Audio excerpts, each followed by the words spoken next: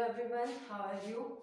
आज की क्लास में हम पढ़ेंगे अकाउंटिंग का मीनिंग एंड इट्स डेफिनेशन। सबसे पहले हम स्टार्ट करेंगे मीनिंग ऑफ अकाउंटिंग से। मीनिंग ऑफ अकाउंटिंग, अकाउंटिंग है क्या? सबसे पहले अकाउंटिंग का मीनिंग समझने से पहले हमें ये समझना है कि अकाउंटिंग हम करते कहाँ हैं, क्या ज़रूरत पड़ती है इसकी। कोई भी बिजनेसमैन अगर बिजनेस कर रहा है तो उसको ये भी जानना पड़ेगा कि मेरे बिजनेस का रिजल्ट क्या आ रहा है, मुझे बिजनेस से मिल क्या रहा है। अगर उसे प्रॉफिट हो रहा है तभी वो बिजनेस को कंटिन्यू करेगा, अगर उसको लॉसेस हो रहे हैं बिजनेस में तो वो बिजनेस को कंटिन्यू नहीं करेगा, या फिर वो चेक करेगा मुझे लॉसेस कहाँ से आ रहे हैं तो उस पर वो काम करेगा। तो अकाउंटिंग हम क्यों करते हैं? ताकि हमें अपने बिजनेस का रिजल्ट या फिर उसकी पोजीशन पता लगे।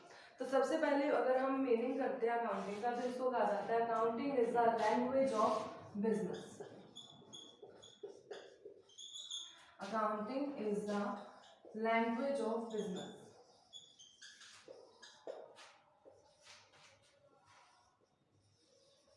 लैंग्वेज का मीनिंग क्या है? लैंग्वेज का मेन मकसद क्या है? लैंग्वेज क्या काम करती है? लैंग्वेज का काम है कुछ कम्युनिकेट करना, है ना। तो work of language is to communicate.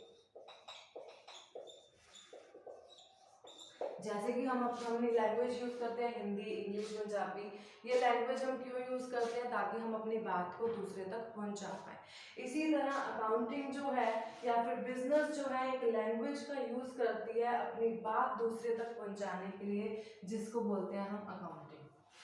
इसका क्या मतलब हुआ? बिजनेस में जो हुआ, बिजनेस अपनी बात उसके ओनर तक या अदर पार्टीज जिसको भी इंटरेस्ट है बिजनेस की पोजीशन जानने में, वो अपनी बात दूसरे तक कैसे पहुंचाएगा? अकाउंटिंग के थ्रू।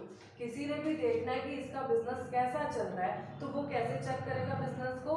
उसके अकाउंट्स को देख के चेक करेगा कि ये बिजनेस कैसा चल रहा है। ठीक है, तो हम क्या कह सकते हैं? Accounting is the language of business. Accounting business की लैंग्वेज है, भाषा है उसकी, जिससे कि वो अपनी बात दूसरों तक पहुंचा सकता है।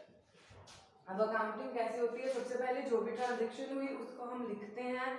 अब लिखते हैं, लिखने के बहुत सारे इसके स्टेप्स हैं, वो हम आगे इसके अंदर पढ़ेंगे। तो सबसे पहले मीनिंग क्लियर है, accounting is the language of business. Accounting business की लैंग्वेज है। बिजनेस में जो भी चीजें हो रही हैं, जो ट्रांजेक्शन हो रही हैं, जो बिजनेस में रिजल्ट आ रहा है वो सारा हम लिखेंगे, सारा बिजनेस लिखेगा और अकाउंटिंग के थ्रू हम उस बात को पहचान पाएंगे कि बिजनेस हमारा कैसा चल रहा है। इसको प्रॉफिट हो रहा है, लॉस हो रहा है, या फिर कुछ भी नहीं हो रहा, no profit no loss situation है।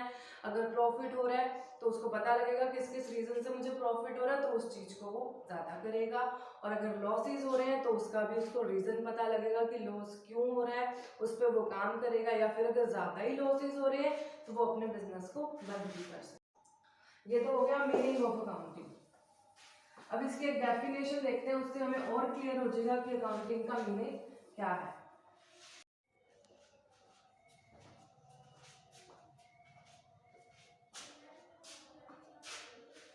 ये है definition of accounting. Definition of accounting क्या है? पहले इसको रीड करेंगे फिर हम इसको समझेंगे, इसको वर्ड्स अलग अलग डिवाइड करके।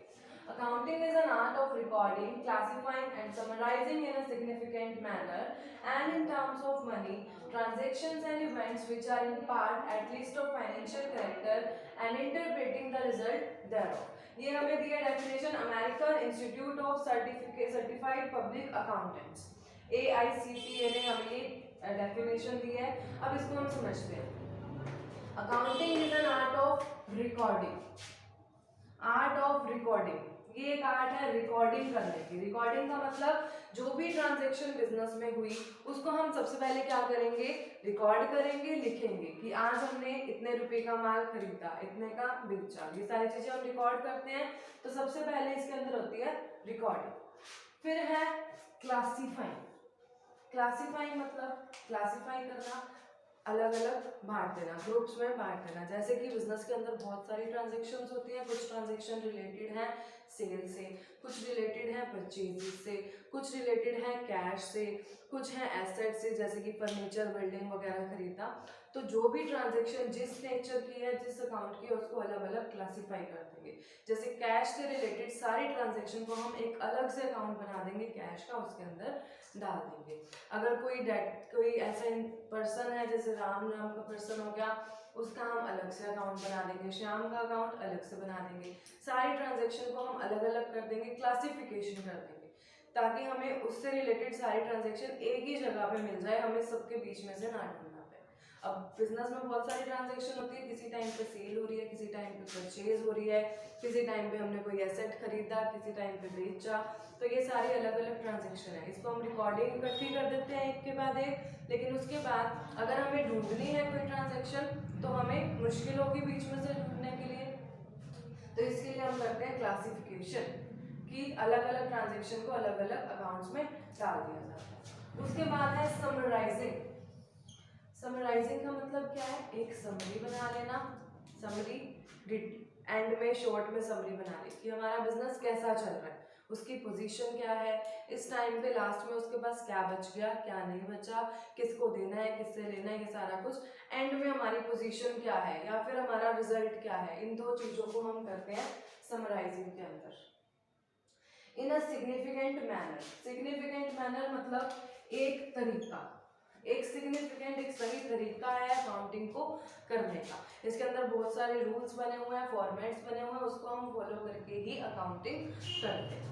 And in terms of money, money की टर्म्स में जो भी ट्रांजैक्शन है उसको हम रिकॉर्ड करेंगे, अगर कोई मनी से रिलेटेड नहीं है तो उसको हम नहीं रिकॉर्ड करेंगे। जैसे कि कार परचेज, कार परचेज की है, बदले में पैसा गया है, कार हमारे पास आई है, या फिर हमने गुड्स सेल की है, हमारी गुड्स, हमारा सामान जो हमने बेचना है वो चला गया, बदले में पैसा आ गया, तो मनी की टर्म्स में है जो चीज वो हम लिखेंगे। और मनी की टर्म्स में नहीं है, जैसे कि दो वर्कर्स के बीच में लड़ाई होगी या फिर फैक्ट्री में हड़ताल होगी, तो ये सारी चीजें मनी की टर्म्स में नहीं है, तो इसको हम रिकॉर्ड नहीं करेंगे। ट्रांजैक्शन एंड इवेंट, अभी ये क्या होता है, ट्रांजैक्शन क्या होती है और इवेंट क्या होता है। सबसे पहले ट्रांजैक्शन की बात करते हैं, जैसे कि सेल की है, सेल गुड्स ₹5000, 5000 की गुड्स सेल कर दी, ये हमारी एक ट्रांजैक्शन है। परचेज फर्नीचर, बिजनेस यूज के लिए फर्नीचर परचेज किया 12,000 का, तो ये हमारी एक ट्रांजैक्शन है। ठीक है, जो भी ट्रांजैक्शन है, ट्रांजैक्शन क्या होता है, कोई भी इकोनॉमिक एक्टिविटी जिसमें मनी का लेन देन हो रहा है, एक चीज हमारे पास आ रही है, एक चीज बदले में मनी जा रही है, या फिर हमने कुछ सेल किया तो हमारे पास मनी आ रही है, तो ये सारी हमारी क्या होती है, ट्रांजैक्शन होती है। अब इसका रिजल्ट क्या आएगा, इस ट्रांजैक्शन से हमारे पास रिजल्ट क्या आएगा इसका, सेल ऑफ गुड्स 5000, 5000 की गुड्स बेच दी है, इससे हमारी गुड्स जो है, हमारा जो स्टॉक है, स्टॉक क्या हो जाएगा, डिक्रीज हो जाएगा, और कैश हमारे पास, कैश या बैंक बैलेंस हमारा 5000 से इंक्रीज हो जाएगा, है ना, यही होगा इसका रिजल्ट।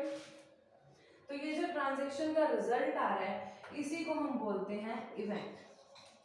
जो ट्रांजैक्शन हुई उसका रिजल्ट क्या है उसको बोलते हैं हम इवेंट। इसमें क्या होता है, परचेज फर्नीचर फॉर 12,000, 12,000 का फर्नीचर परचेज किया, इसके अंदर क्या हुआ, फर्नीचर हमारा इंक्रीज हो गया और कैश हमारा डिक्रीज हो गया, तो ये रिजल्ट आया ना, ये रिजल्ट क्या होता है, हमारा इवेंट होता है। ट्रांजैक्शन का जो रिजल्ट आया वो होता है इवेंट।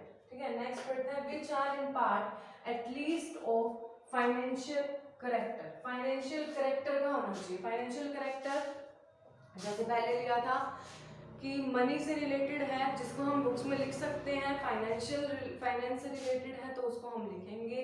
अगर फाइनेंशियल करेक्टर का नहीं है, जैसे कि डिस्प्यूट हो गया, लड़ाई हो गई किसी के बीच में, लॉकआउट हो गया, फैक्ट्री कुछ दिन के लिए बंद रही, कोई एक हमारे पास एम्प्लॉय था, बहुत अच्छा काम कर रहा था, वो जॉब छोड़ के चला गया, ये सारी चीजें हम नहीं लिखेंगे। जो फाइनेंशियल करेक्टर की चीजें हैं उसको ही हम लिखेंगे। और लास्ट में है interpreting the result thereof of.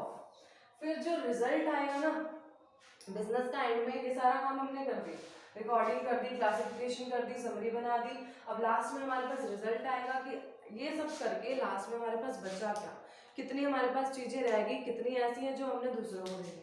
बहुत सारे ऐसे भी होते हैं, किसी को हमने पैसे देने हैं या बैंक से लोन ले रखे हैं तो उसको भी हमने लोन देना है या फिर इंटरेस्ट देना है, और कईयों से हमने पैसे लेने हैं, किसी को हमने उधार दिया तो उससे पैसे लेने हैं, या फिर हमारे पास इतना फर्नीचर बच गया, इतना स्टॉक बच गया, सारा कुछ बच जाता है ना एंड में, तो ये हमारे पास हमारा रिजल्ट आता है। और हमें प्रॉफिट या लॉस का पता लगता है, ये हमारा रिजल्ट है। तो रिजल्ट को इंटरप्रेट करेंगे, इसको देखेंगे और लास्ट में उसी रिजल्ट को हम कर देंगे कम्युनिकेट। कम्युनिकेशन भी करेंगे उस रिजल्ट का, किसको, जिसको बिजनेस में इंटरेस्ट है, जिसको बिजनेस की पोजीशन जानने में इंटरेस्ट है। तो ये सारी हमारी क्या थी, डेफिनेशन थी। इससे हमें पूरा मीनिंग अकाउंटिंग का क्लियर होगा। Accounting is an art of recording, record करते हैं, क्लासिफाइंग एंड समराइजिंग, फिर समराइज करना, इनसिग्निफिकेंट मैनर, एक मैनर में, एक तरीके में, and in terms of money, money की टर्म्स में हमने करना है ट्रांजेक्शन को, ये ट्रांजेक्शन बताई थी। एंड इवेंट, इवेंट क्या होता है, ट्रांजेक्शन का result, which are in part of financial character, financial character में होना चाहिए, and interpreting the result thereof, फिर हम रिजल्ट बनाएंगे और उसको कम्युनिकेट करेंगे। ये थी हमारी डेफिनेशन ऑफ अकाउंट।